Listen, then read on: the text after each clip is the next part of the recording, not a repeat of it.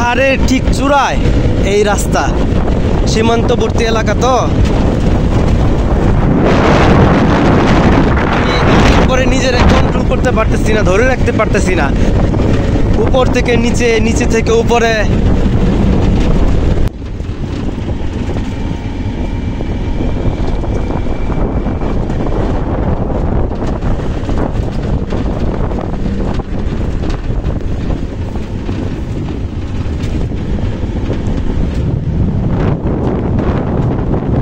এরকম ভ্রমণে না আসলে আসলে আমি কখনো চিন্তাই করি নাই যে বাংলাদেশের সৌন্দর্য এতটাই সুন্দর, এতটাই সুন্দর আমাদের দেশ।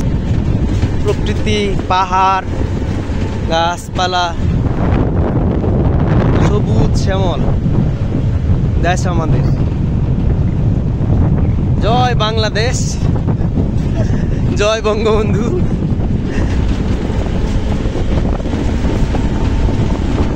সারা বিশ্ব ছড়িয়ে পড়ুক বাংলাদেশের সুনাম, এই দোয়াই করি।